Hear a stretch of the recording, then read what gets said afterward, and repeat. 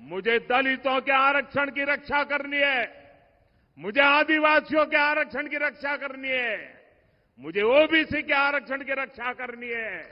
और मैं स्वयं उस समाज से आया हूं, इसलिए मैं आपको कहता हूं, मैं इस दर्द को जानता हूं और मैं आपको रक्षण दे करके ही रहूंगा और इसलिए मुझे आपका साथ चाहिए।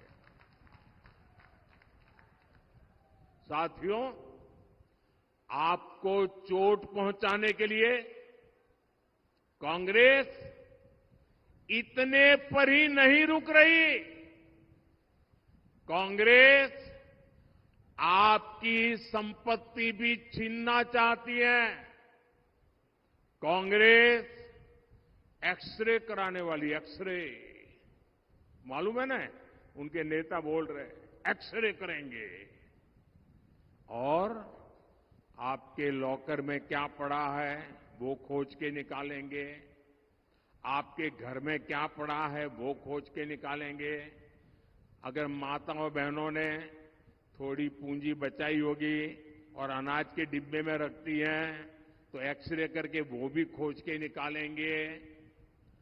लॉकर में रखे आपके गहने हो, महिलाओं का मंगलसूत्र हो, कांग्रेस सब कुछ खोजने में लगेगी और फिर कहती है हम इसे छीन लेंगे और फिर उसको बांट देंगे। आपको ये मंजूर है क्या? जरा मुझे पूरी ताकत से बताइए, अगर मेरा विषय समझते हो तो ये आपको मंजूर है क्या? आपके पास अगर एक घर गांव में है और एक घर आपने शहर में ले लिया, दो घर है तो एक घर कांग्रेस ले लेगी, कांग्रेस की सरकार ले लेगी। अगर आपके पास दो गाड़ी है तो एक गाड़ी कांग्रेस की सरकार ले लेगी। ये उन्होंने घोषित किया है। क्या आपको ये मंजूर है क्या? ये करने देंगे क्या? आपसे ये सब कुछ छीनकर कांग्रेस अपने वोट बैंक को देना चाहती है। साथियों, इतना ही नहीं, कांग्रेस ने तो आज एक और पत्ता खोल दिया है। उनका हिडन एजेंडा बाहर आया है। आज उन्होंने कहा है इनहेरिटेंस टैक्स, यानी विरासत में भी। अब आप देखिए, हमारे देश में तो दादा दादी नाना नानी भी कुछ बचा के रखते हैं, खुद कभी उसका खर्चा नहीं करते। क्यों? उनके मन में रहता है पोता पोती बड़े होंगे ना, उनकी शादी में काम आएगा, नाती बड़ा होगा तो उसके काम आएगा। वो संपत्ति को बचाते हैं, अनाप शनाप खर्चा मौज मजा में नहीं करते हैं। बड़ी मेहनत करके, मुसीबतों को झेल करके जो संपत्ति आपने बचाई है ना, आपने पूर्वजों ने जो संपत्ति बचाई है, जो आपको मिली है, अब ये कांग्रेस कहती है कि आप अपने संतानों को वो संपत्ति नहीं दे सकते। करीब करीब आधी संपत्ति कांग्रेस की सरकार बनेगी तो कानूनन आपसे लूट लेगी।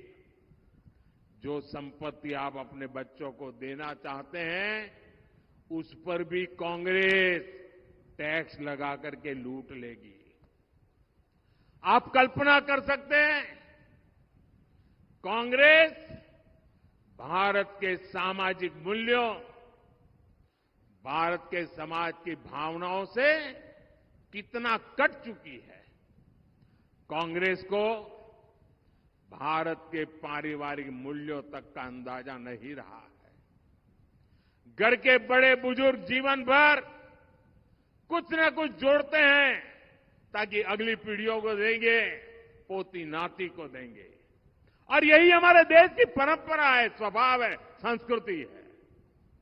हम भारतीय जरूरत है के हिसाब से खर्च करते हैं, पैसे बचाने की कोशिश करते हैं।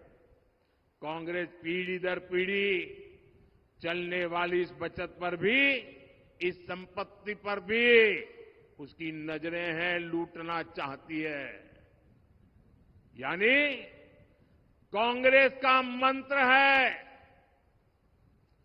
कांग्रेस का मंत्र है, ये याद रखना, घर घर पहुंचाना। मेरी बात पहुंचाओगे घर घर? मेरी बात घर घर पहुंचाओगे?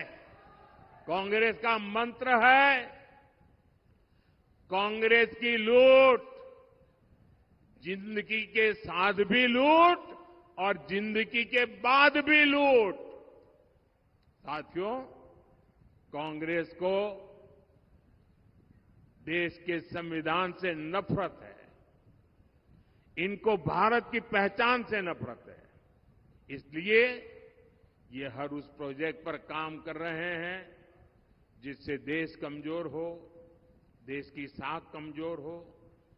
ये लोग समाज को आपस में लड़वाने के लिए नए नए पैंतरे लेकर आते हैं। हमारी आस्था ने हमें सदियों से एकजुट रखा है। कांग्रेस पार्टी उस आस्था पर हमले करती है। अयोध्या में प्रभु राम का राम मंदिर प्राण प्रतिष्ठा के समय कांग्रेस ने क्या किया, पूरे देश ने देखा। आपको याद है ना? याद है ना? भगवान राम को काल्पनिक बताने वाली कांग्रेस ने राम मंदिर के प्राण प्रतिष्ठा के निमंत्रण को ठुकरा दिया, ठुकरा दिया। क्या ऐसी कांग्रेस को ठुकराना चाहिए कि नहीं ठुकराना चाहिए? जिसने राम मंदिर की प्राण प्रतिष्ठा को ठुकरा दिया, ऐसी कांग्रेस को ठुकरा देना चाहिए कि नहीं ठुकरा देना चाहिए? आपने इनकी भाषा सुनी है? भाइयों बहनों, इनका विरोध केवल अयोध्या, राम और राम मंदिर तक नहीं है। इन्हें मंदिर और मंदिर जाने वालों से भी दिक्कत है। पिछले साल ही मैंने यहां सागर में संत रविदास जी का भव्य मंदिर का शिलान्यास किया था। अमरीन हायर सेकेंडरी स्कूल कक्षा नर्सरी से 12वीं तक हिंदी और अंग्रेजी माध्यम सभी कक्षाओं में फ्री एडमिशन की सुविधा उपलब्ध। तो अभी संपर्क करें। पता भाग्योदय हॉस्पिटल के बाजू से खुरई रोड, सागर।